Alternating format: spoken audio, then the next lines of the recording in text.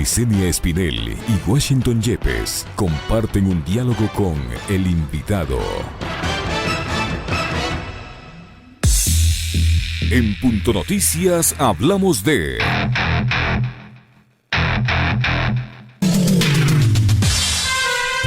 Las dos leyes económicas urgentes del Ejecutivo llegaron al segundo debate legislativo sin esperanza de ser aprobadas. Tanto el proyecto de ley humanitaria como el de finanzas públicas recibieron cambios estructurales en el camino, pero no convencían de todo a los legisladores ni a la opinión pública. El proyecto de ley humanitaria, por ejemplo, ya aprobada por la Asamblea Nacional, tiene reparos. Ayer, una carta de la Cámara de Comercio de Quito con 6 observaciones a la norma fue enviada al presidente Lenín Moreno, y hay una nueva alerta por la inestabilidad política y estatal desde el Observatorio Ciudadano de Seguridad Estatal. En el documento, que también fue entregado ayer a la presidencia, se advierte de un escenario duro para Lenín Moreno. Sobre este y otros temas hablaremos con el abogado Ramiro Aguilar. Bienvenido.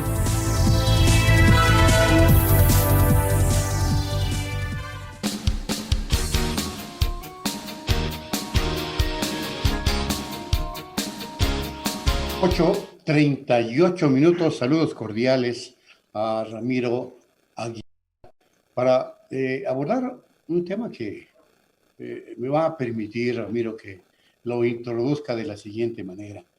El gobierno nacional, a través de la Asamblea, nos hizo parte de un atraco político, de un atraco económico, de un atraco social, pero de un atraco ante todo moral, con la aprobación de estas leyes. Es mi primera reflexión, que la transmito como pregunta a usted. Bienvenido, Ramiro. Muy buenos días. Muchas gracias, Washington. Un saludo muy cordial a la audiencia de quienes nos ven a través de las redes sociales. La ley humanitaria, la ley de apoyo humanitario, que es la mentira más terrible en términos de definición de una ley que se ha dado en la Asamblea Nacional, porque es una ley perversa, es una ley inmoral, es una ley totalmente inmoral. Tenía que resolver, Washington, 3 problemas. Las relaciones obrero-patronales, tenía que resolver las relaciones entre acreedores y deudores del sistema financiero, y tenía que resolver las relaciones entre propietarios y arrendatarios. Y tenía, además, que inyectar liquidez a la economía para poder salir de la crisis económica y de la crisis sanitaria.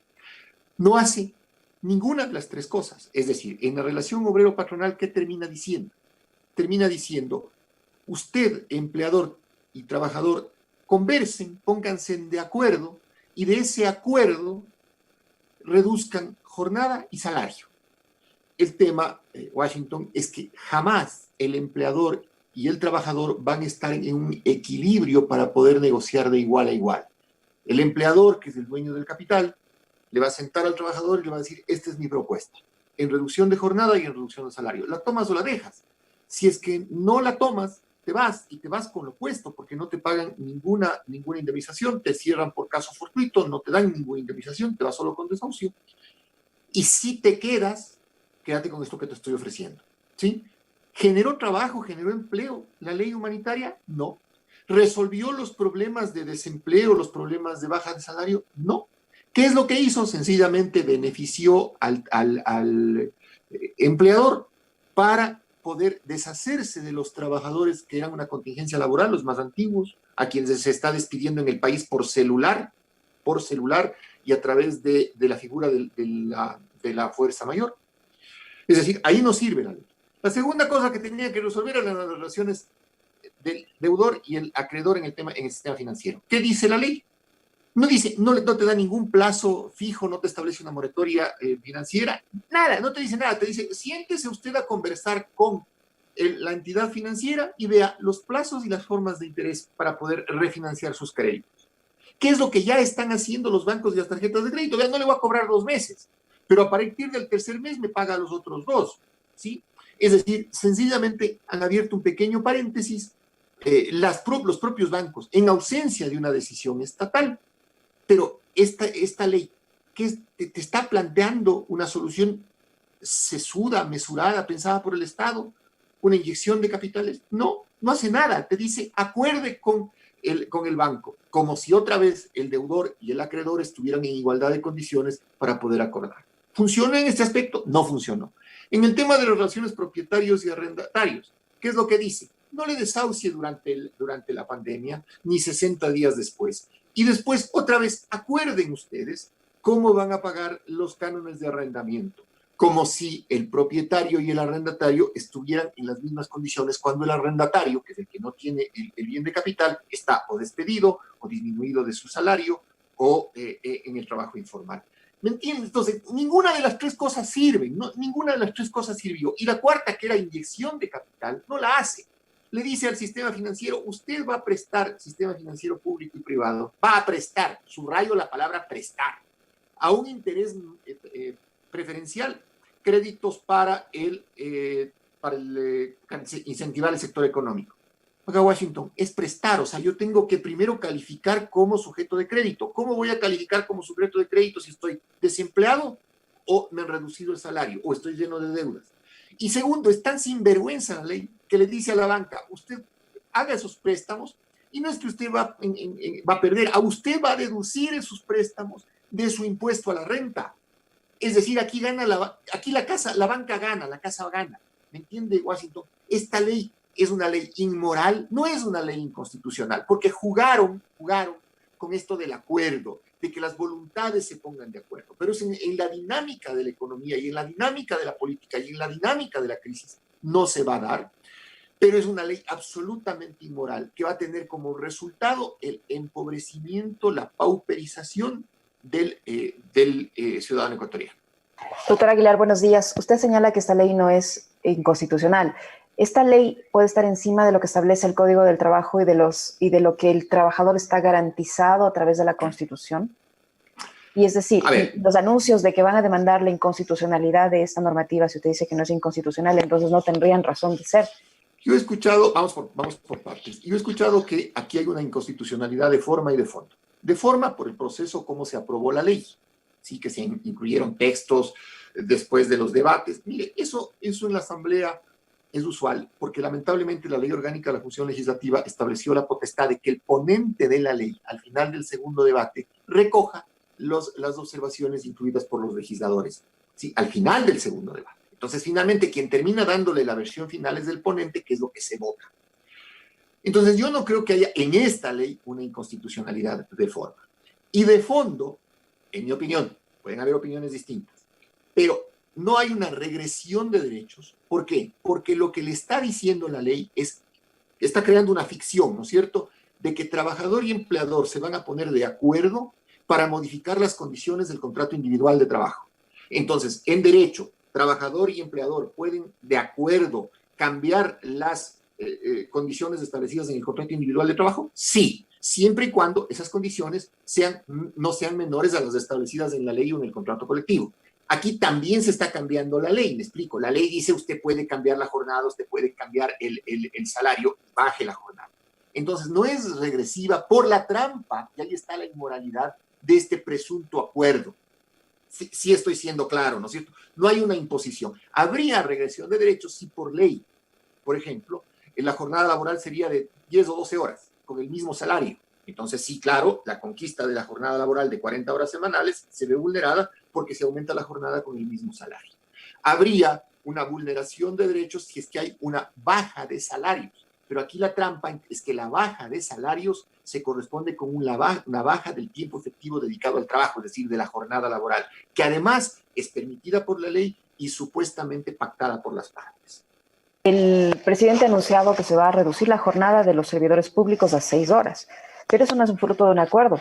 Hasta donde sabemos, es una decisión del Ejecutivo. No ha habido un consenso con los servidores públicos que van a ser sometidos a esta reducción de la jornada laboral. Simplemente es una imposición. Entonces, ahí donde queda el acuerdo.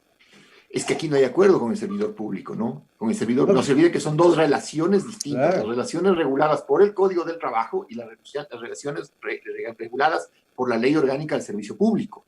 Por eso es que al servidor público le imponen. Hoy en la mañana el presidente acaba de desmantelar el Estado y dice vamos a reducir la jornada y vamos a bajar el salario un 25% y vamos a eliminar empresas públicas. Eso es ley, se hace. ¿Por qué? Porque es la Ley Orgánica del Servicio Público. Acá no, como es Código del Trabajo, es obligatorio que usted tenga que sentarse a acordar o de lo contrario se entenderá que el despido intempestivo. Pero la perversidad en el sector privado es brutal, porque claro, esto del acuerdo, sabemos a quién conviene y evidentemente de todas maneras va a haber regresión de derechos. Va a haber regresión de derechos. A ver, más que regresión de derechos, va a haber una pauperización y una precarización del trabajo y es un tema de clase, Washington. Es decir, el neoliberalismo que nos está imponiendo un Estado absolutamente mínimo y una liberación del mercado en el tema laboral, porque eso es a la final lo que están diciendo, acuerden ustedes por las reglas del mercado laboral. Pero toma. Ese neoliberalismo, sí, perverso, ¿qué es lo que está logrando? Está logrando casi estigmatizar las relaciones obrero-patronales. Es decir, el trabajador siempre va a ser trabajador, va a ser proletario, va a ser pobre, va a ser sumido en su condición de desatención. ¿Por qué? ¿Me entiende? Porque está diseñado el Estado de Moreno en este momento para que el proletario siga siendo proletario el resto de su vida, y el empresario y el banquero engorden, los dueños de capital engorden la acumulación de capital. Entonces, lo que usted dice es correcto, Washington. Jamás, nunca un trabajador y un empleador van a poder sentarse en la mesa de negociaciones individualmente en igualdad de condiciones. Por eso es que el derecho laboral creó también una figura que se llama el contrato colectivo, donde las partes son ya el sindicato, los trabajadores unidos, con una serie de garantías, entre ellos la posibilidad de ir a la huelga, con el empleador. Pero se debilitó tanto la actividad sindical que ahora usted verá que le imponen al trabajador la negociación individual de sus condiciones de trabajo. Y la relación laboral del empleado público con el Estado también es más que perversa. Sucede que el empleado público es considerado un individuo de quinta, cuarta, sexta, séptima categoría. Porque primero está en la absoluta indefensión. Segundo, lo despiden cuando quieren. Ahora van a rebajarle su jornada laboral para pagarle menos a sí mismo. Es decir, ¿qué pasa con el empleado público? Está en la indefensión total. Correcto, Washington, porque en el concepto del neoliberalismo fascistoide que tiene Moreno y la gente que le manda a Moreno, los empresarios y los banqueros que le mandan a Moreno, el Estado tiene que ser mínimo o inexistente, ¿sí? Entonces, en una idea donde el Estado tiene que ser mínimo o inexistente, usted tiene que desmantelar el Estado, porque el Estado es su enemigo. Si el Estado es regulador, controlador, entonces el Estado es su enemigo. Si usted lo desmantela, ¿qué es lo que está haciendo Moreno? Moreno está dejando desmantelado el Estado para que los empresarios y los banqueros y las gentes que tienen poder, incluso las mafias de delincuentes, terminen campeando a sus anchas.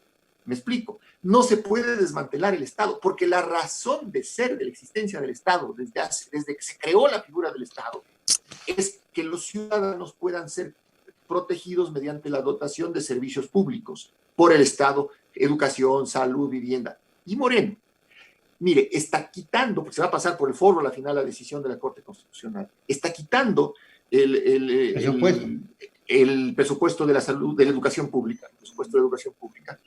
¿Y eso qué es lo que termina haciendo dentro de este contexto que estamos analizando? Descalificando la mano de obra, pues descalificando, es decir, lo que el Estado necesita, que es obreros calificados y prestadores de servicios calificados. En el momento en que usted no le da presupuesto a la educación pública, además descalifica a la mano de obra, le hace mala. En consecuencia, ¿quién va a venir a invertir en el Ecuador cuando usted tiene mano de obra que no es calificada? O en su defecto, ¿cómo el inversor va a hacer transferencias de tecnología si no hay personas en el Ecuador que sean capaces de asumir esa transferencia de tecnología? Y adicionalmente, el ciudadano que está desempleado, que está echado del servicio público, echado del servicio privado, reducido su salario, no va a poder mandar a sus hijos a la universidad pública. ¿Por qué? Porque la universidad pública ha sido reducida en su presupuesto. Y no va a poder mandar a sus hijos a la universidad privada porque es carísima y no tiene para pagarla. ¿Me entiende la trampa perversa, inmoral en la que nos está metiendo Moreno? Tremendo. Liz. Doctor Aguilar, muchos señalan que esta ley humanitaria va a generar una amplificación del empleo inadecuado, del subempleo, que será un escenario de precarización generalizada, incluso de peores condiciones que aquellas que se dieron con la tercerización. ¿Es así como nos va a tocar vivir de ahora en adelante con esta ley? Totalmente correcto. Es decir, esta ley no es una ley humanitaria, es una ley de la pobreza. Sí, el presidente Moreno va a promulgar la ley de la pobreza general. Los ecuatorianos vamos a ser pobres, paupérrimos, tristes, agobiados por una clase social que nos va a patear por un Estado ausente y desmantelado. Aquí el empresario está jugando mucho a la precarización laboral y ojo, esto ya es una opinión mía, están jugando mucho a la sustitución de la mano de obra. Es decir, creen que, porque ha habido una gran ola de migración venezolana, por ejemplo, el viejo trabajador ecuatoriano va a ser desplazado porque no va a ceder a las condiciones laborales que le van a imponer, y creen que van a ser sustituidos por venezolanos que además vienen calificados, porque muchos de ellos han migrado por condiciones políticas, pero vienen con profesiones y son calificados. Lo que no se dan cuenta estos empresarios mañosos y esta ley inmoral es que el venezolano tampoco se va a quedar a vivir en una sociedad pauperizada. El venezolano migró porque buscaba con mejores condiciones de vida en términos económicos y en términos de seguridad. Entonces, apenas abran las fronteras, ¿qué es lo que va a pasar? Los venezolanos probablemente regresen a Venezuela porque tienen derecho a una vida feliz y a una vida mejor, y no se van a quedar aquí esclavizados de los ecuatorianos, ¿me explico? Entonces, esta descalificación de la mano de obra lo que va a generar es un proceso de recesión y de contracción de la economía impresionante, impresionante. Usted dijo algo que me parece importante pedirle que ahonde un poquito. Dijo que a propósito de la situación que vive el país, las mafias de poder hacen lo que quieren. Y un ejemplo de eso, desde mi punto de vista, es lo que sucedió recién en la Asamblea. Es decir, allanaron domicilios, metieron preso a un asesor de un legislador que tiene más de $1 millón. Al legislador no le hicieron absolutamente nada. Votó en esta última ley y, bueno, presionaron para que los votos en su momento determinado salgan a favor de estas inhumanas leyes. Este es un manejo de poder perverso, además, malévolo, y que ratifica de que las mafias de poder son las que actúan en el país. A ver, es la cartelización de la política ecuatoriana, ¿no? La política se maneja como un cartel mafioso. ¿Qué es lo que pasó en la Asamblea? En la Asamblea le allanan el domicilio a un asesor de un asambleísta. Mire, cuando yo era asambleísta, mis 2 asesores asignados por ley, ganaba el asesor con el sueldo más alto, creo que $2.800, y el asesor 2 creo que ganaba $2.300. Dígame con esos sueldos cómo cualquier asesor parlamentario puede tener en su casa $1.600.000, de los cuales 500.000 y pico son en efectivo y el resto en cheques. No hay forma, no existe forma. Y no existe forma de que alguien le haya dado esa cantidad de dinero a un pinche asesor parlamentario y que el parlamentario al cual asesora esté limpio. No hay forma. ¿Sí? No obstante, funcionó esto con un carácter mafioso. ¿Cómo operó? Mire, el gobierno, funcionando como cartel, entregó hospitales, direcciones provinciales de salud y educación a los asambleístas para sus votos en las distintas provincias. Entonces el gobierno les conocía la maña. Cuando los asambleístas quisieron retirarse de la línea oficial del gobierno por el tema del perjuicio a los trabajadores y porque al final se van a regresar a sus provincias, el que les conocía la maña, que es el gobierno, les allana inmediatamente porque saben dónde está la plata, pues porque saben dónde está el negocio, dónde está la corrupción. No es que van a allanar al azar. Y saben además a quién allanan, o sea, no le iban a allanar al asambleísta que está con su asesor que gana ahorita con sueldo reducido $1.800. ¿Qué pasó con eso? Se logró que todos los demás asambleístas que tienen maña se alineen con el gobierno y voten por la ley humanitaria. Perdón. De hecho, la noche del sábado anterior, el propio Moreno se prendió, le pusieron pilas, le conectaron a la corriente y comenzó a llamar a los legisladores que no habían votado para que al siguiente día, el domingo, voten por la ley de reforma a las finanzas públicas. ¿Sí? ¿Qué implica esto? Esto implica que, por eso en la otra ley, en la ley de reforma a las finanzas públicas, sí hay violaciones constitucionales de forma, porque no se suspendió una votación ilegalmente. Pero bueno, a donde quiero llegar es, correcto, no se siguió el proceso parlamentario. A donde quiero llegar es, con este comportamiento mafioso, ¿sí? Con este comportamiento mafioso, no es que disminuye la corrupción en el Ecuador, sino que la corrupción sigue aupada. ¿Por qué? Porque el legislador, que es el jefe del asesor que tenía $1.600.000, como usted dice, Washington, termina votando y ya todo el mundo se olvidó del tema, ya nadie habla de eso. ¿Me explico? No se le ha llamado ni a dar versión, o sea, ni a decirle, oiga, veas, ¿por qué su asesor tiene $1.600.000 en casa? Nada. Es un comportamiento mafioso, de cartel intimidatorio a asambleístas mañosos que se vendieron y como consecuencia de venderse y de corromperse, tenían el pecado. Terrible. Doctor Aguilar, antes de terminar, ya que se refieren al tema de la justicia, en cierta manera, ¿cómo mira usted la decisión de la jueza Camacho en torno al caso de la ex secretaria de Gestión de Riesgos, Alexandra Ocles, en el tratamiento, me refiero, el no decidir dar una prisión preventiva, en este caso, cuando ha habido otros casos en los que por menos se ha dictado prisión preventiva? A ver, la señora Ocles es mi amiga personal. Entonces no voy a ser objetivo en la respuesta a esta pregunta.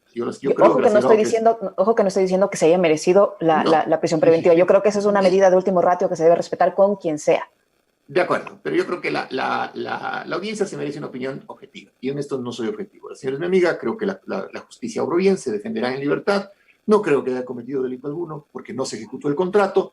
Pero les repito, aquí hay una gran carga de subjetividad, porque uno procura defender a sus amigos. Entonces, no voy a ser objetivo al responder esta pregunta. Lo que sí le digo es, en mi opinión, en la mía, no objetiva, en la mía, no hay peculado porque no se ejecutó el contrato. ¿Sí? Por eso el Estado no podía ni siquiera ejecutar garantías, que sí estaban dadas. El tema es que le acusan por tráfico de influencias. La Fiscalía tendrá que probar si hubo tráfico de influencias. En todo caso, la medida cautelar que tiene la señora Ocles, porque no es que salió desfilando de la corte, tiene prohibición, salida del país y obligación de presentarse ante la autoridad. En una época, además, en la que hay pandemia, hay coronavirus. Entonces, la lógica decía que la jueza a cargo del tema tenía que abstenerse de dictar prisión preventiva. El hecho mismo de que la señora Ocles haya ido a la audiencia de formulación de cargos corriendo el riesgo de quedarse ahí por la medida cautelar, indica que la señora está dispuesta a enfrentar el tema como en efecto está dispuesta. Ahora, si usted me dice ya en términos objetivos, ¿es comparable lo que la acusación a la señora Ocles con el $1.600.000 que tenía guardado en su casa el asesor del asambleísta? Por Dios, pues, o sea, no tiene ni punto de comparación. Y lo mismo en otros temas. La señora Hernández, a la prefecta Pavón, les metieron preso, desde mi punto de vista, también muy personal, por menores causas. Pero les metieron por ninguna causa. Y le metieron, y la misma jueza acusó a Correa de un montón de cosas que ahora le van a condenar 8 años. Claro, no había ninguna. Pero de acuerdo, ¿por qué pasa eso? Y eso le puedo decir abiertamente, porque también soy amigo de Virgilio y de Paola. Por ninguna causa. El problema es que no se puede politizar la justicia. Exacto, ¿sí? Ahí está el punto. En el tema de la señora Ocles, lo que debieron haber hecho es haber hecho un examen de la Contraloría General del Estado, establecer qué es lo que hay, si hay una responsabilidad administrativa, civil o penal. Pero no, le crucificaron, le revolcaron, le hicieron pedazos. Y ojo, con la misma violencia con la que la señora Ocles era calificada desde el lado del señor Andrés Páez, era calificada también casi con las mismas palabras desde los sectores más radicales del correísmo. Lo que quiere decir que el odio inoculado en la política ecuatoriana ya no depende de banderas en este momento, y es también parte de lo que nos tiene complicados como país. Así como yo le he dicho abiertamente, sin miedo, la señora es mi amiga y creo que es inocente, y no voy a ser objetivo en esto, no me voy a disfrazar de un objetivo en este momento. Creo que el país necesita hablarse con la verdad. Correctamente, gracias a Ramiro Aguilar por habernos acompañado en el análisis de la situación del país. Hasta una próxima, Ramiro. Muchas gracias. Hasta luego. Muchas gracias. Punto Noticias.